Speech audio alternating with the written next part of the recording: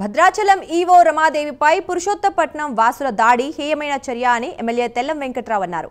EO ఆలయ సిబ్బందిపై దాడికి పాల్పడిన వారిపై కఠిన చర్యలు తీసుకోవాలని డిమాండ్ చేశారు. భద్రాచలంలో ఓ ప్రైవేటు ఆసుపత్రిలో చికిత్స పొందుతున్న ఈవో రమాదేవిని ఎమ్మెల్యే తెల్లం వెంకట్రావు పరామర్శించారు. ఆలయ భూములు ఆక్రమణకు గురైతే అడ్డుకోవటం తప్ప అని ప్రశ్నించారు. పురుషోత్తపట్నంలోని దేవస్థాన భూములు గ్రామస్తులు ఆక్రమించి ఇల్లు నిర్మించుకోవటం తప్పని తెల్ల వెంకట్రావు అన్నారు. దేవస్థాన భూములు జోలికి ఎవరు వచ్చినా ఊరుకోమని హెచ్చరించారు.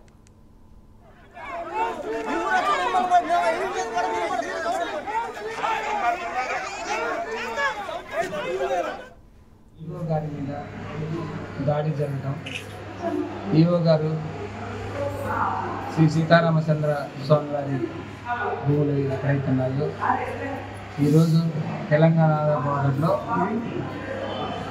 మన శ్రీ సీతారామచంద్ర స్వామి వారి భూములు ఉన్నాయి. దాదాపుగా 1000 ఎకరాలు పైసలుతుంది.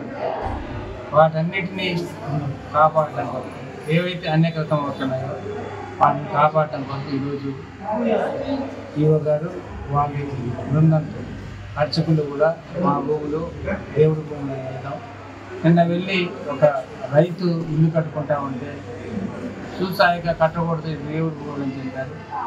ఈరోజు కూడా మళ్ళీ అదే విధంగా ఎంత చెప్పినా హెచ్చరించినా కట్టొద్దని చెప్తే మనం ఏదైతే పురుషోత్తపట్నం అసలు అందరూ ఉన్నారు, రైతులందరికీ కూడా మేము ధన్యవాదాలు చెప్తున్నాం.